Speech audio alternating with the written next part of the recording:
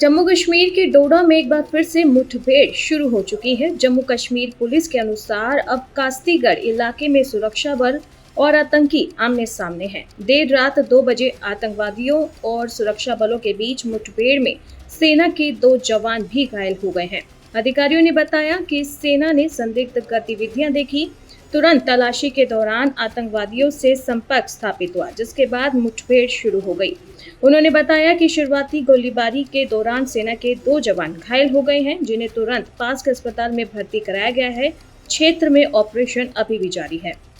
अधिकारियों ने आगे बताया कि मुठभेड़ कास्तीगढ़ इलाके के जगनबाटा गांव में देर रात करीब 2 बजे शुरू हुई, जब आतंकवादियों ने सुरक्षा खोज दलों पर गोलियां चला दी। उन्होंने बताया कि अंतिम रिपोर्ट मिलने तक दोनों पक्षों के बीच गोलीबारी जारी थी। सोमवार और मंगलवार की दरमियानी रात को आतंकवादी द्वारा गोलीबारी में एक कैप्टन समेत 4 सेनाकर्मी की हत्या के बाद देसा और आसपास के वन क्षेत्रों में बड़े पैमाने पर तलाशी अभियान शुरू किया गया था। डोडा जिला करीब 15 साल पहले सामूहिक रूप से विशेष समुदाय के लोगों को बंधक बनाकर कई नरसंहार और कान व नाक काटने जैसी आतंकी वारदात का गवाह रहा है। इस जिले में पिछले 2 माह में 5 से अधिक आतंकवादी वारदातें हो चुकी है। संदिग्धों के देखे जाने की लगातार सूचनाएं मिल रही थी।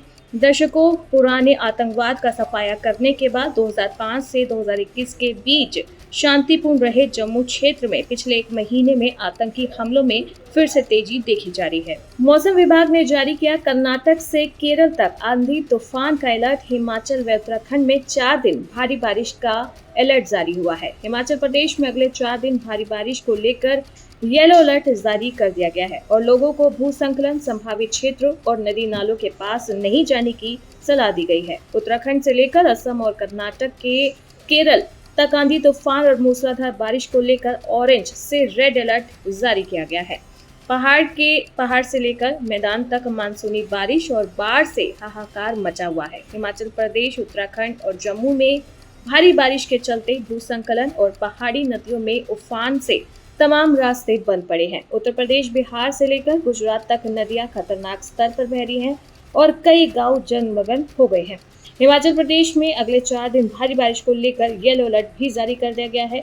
लोगों को भूस्खलन प्रभावित क्षेत्रों से दूर रहने की सलाह दी गई है। उत्तराखंड से लेकर कर्नाटक और केरल तक आंधी तूफान की ऑरेंज और रेड अलर्ट जारी कर दिए गए हैं। जम्मू से बड़ी खबर। जम्मू संभाग में लगातार बढ़ रहे आतंकी हमलों के बाद सुरक्षा बलों ने बड़े क्लिनिकल ऑपरेशन की तैयारी कर ली है। संभाग के 48 स्थानों को चिन्हित किया गया है, जहां सेना, अर्धसैनिक बल व पुलिस को तैनात किया गया है। 1990 में जब आतंकवाद अपने चरम पर था, उसके बाद ऐसा पहली बार हुआ है कि बड़े पैमाने पर सेना ने तैनाती श्रगला से लेकर लोहाई मल्हार के बीच 80 किलोमीटर दायरे में ये की गई है।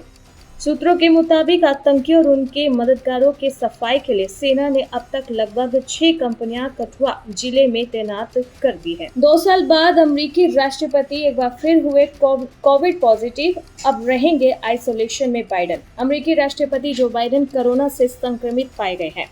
लॉस वेगास में सम्मेलन में भाषण से पहले उनका कोविड टेस्ट किया गया, जिसमें वे संक्रमित पाए गए। व्हाइट हाउस की प्रेस सचिव कैरेन जीन पियरे ने इस बारे में जानकारी दी है। उन्होंने कहा कि अमेरिकी राष्ट्रपति को कोविड रोधी टीका लगाया गया है। उनमें हल्के लक्षण दिख रहे हैं। अब वे डेलावेयर लौट जाएंगे, जहां वो आइसोलेट होंगे। प्रेस सचिव ने ये भी बताया कि इस दौरान वे अपने सभी कामों को पूरी तरह से निभाते रहेंगे। व्हाइट हाउस राष्ट्रपति की स्थिति पर नियमित अपडेट प्रदान करता रहेगा। छत्तीसगढ़ के बाजीपुर में आईईडी ब्लास्ट हुआ है। इसमें 2 जवान बलिदान हो गए, जबकि 4 जवान अभी घायल हैं। घायलों को अस्पताल में भर्ती कराया गया है।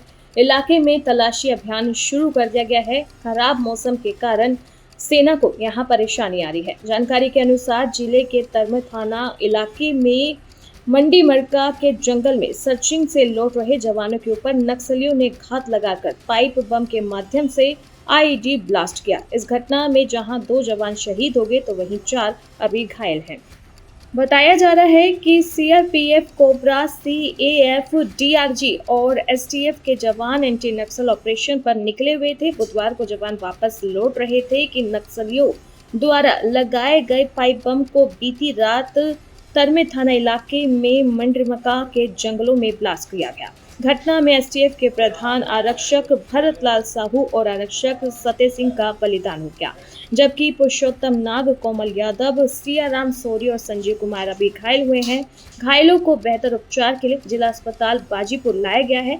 यहाँ उनका इलाज चल रहा है। घायलों की स्थिति को देखते हुए उन्हें रायपुर ले जाने की तैयारी की जा रही है, लेकिन खराब मौसम के चलते हेलीकॉप्टर उड़ान नहीं भर पा रहा है। फिलहाल घटना के बाद इलाके में तलाशी अभियान शुरू कर दिया गया है। घटना पर अभी तक किसी बड़े अधिकारी का बयान सामने नहीं आया। नासा ने गुरुवार को चंद्रमा पर रोवर उतारने के मिशन को रद्द करने की घोषणा की है। इसके लिए अंतरिक्ष एजेंसी ने लागत में वृद्धि और प्रेषण में देरी का हवाला दिया है। एजेंसी के चंद्रमा पर खोज के कार्यक्रम के लिए इसे बड़ा झटका माना जा रहा है। नासा के मुताबिक वे इस मिशन के विकास पर अब तक करीब $450 मिलियन खर्च चुका है। नासा के विज्ञान मिशन निदेशालय के सहयोगी प्रशासक निकी फॉक्स ने कहा कि इस तरह के फैसले आसान नहीं होते, लेकिन इस मामले में वीआईपीआई के लिए अनुमानित शेष खर्चों के चलते कई अन्य मिशन या तो रद्द करना पड़ता है या उसे रोकना पड़ता है। नासा के ऑटोमिस्ट चंद्र रोवर का लक्ष्य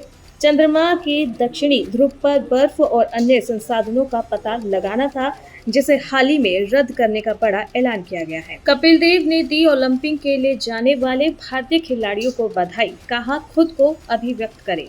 पूर्व भारतीय कप्तान कपिल देव ने पेरिस में ओलंपिक के लिए जाने वाले भारतीय एथलीटों को 26 जुलाई से शुरू हो रहे इस महाकुंभ में निडर होकर अपना प्रदर्शन करने की सलाह दी और उम्मीद जताई कि देश पदक तालिका में दोहरे अंक तक पहुंचेगा। 26 जुलाई से शुरू हो रहे आगामी टूर्नामेंट के लिए भारत ने 117 एथलीटों का दल भेजा है।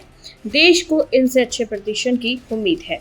कपिल देव ने ट्रिनिटी गोल्फ चैंपियंस लीग के दूसरे संस्करण के उद्घाटन समारोह में कहा, मैं वास्तव में किसी के लिए कुछ नहीं कह सकता, लेकिन मैं उन्हें शुभकामनाएं दे सकता हूं और उम्मीद करता हूं कि हम इस साल अधिक पदक जीतेंगे और ये महत्वपूर्ण है। सभी को मेरी सलाह यही होगी कि वह आगे आए और अपने आप को साबित करें। मैं उम्मीद करता हूं कि अगर हमें विश्वास है कि ये होगा तो ऐसा क्यों नहीं होगा। इस दौरान पूर्व क्रिकेटर ने भारतीय क्रिकेट टीम के नए मुख्य कोच को लेकर भी बात की। उन्होंने कहा कि अगर गौतम गंभीर वो पद संभाल रहे हैं तो मैं उन्हें और टीम को शुभकामनाएं देता हूं। मुझे उम्मीद है कि वे पहले से बेहतर प्रदर्शन करेंगे। मैं भारतीय खिलाड़ी को शुभकामनाएं देना चाहता हूं। बॉलीवुड की खूबसूरत अदाकारा ऐश्वर्या राय बच्चन और अभिषेक बच्चन के अलग होने की अफवाहें लंबे समय से तूल पकड़े हुए हैं। हाल ही में अभिषेक ने इन अफवाहों को हवा दे दी है। दरअसल अभिषेक बच्चन ने इंस्टाग्राम पर एक पोस्ट लाइक की है, जिसमें तलाक की कठिनाइयां और तलाक के बढ़ते चलन पर चर्चा की गई थी। अभिनेता के इस पोस्ट को लाइक करने के बाद ये सोशल मीडिया पर खूब वायरल हो रहा है और एक बार फिर से चर्चाएं ये हो रही हैं कि अभिषेक और ऐश्वर्या के बीच कुछ ठीक नहीं चल रहा और वो जल्द तलाक ले सकते हैं।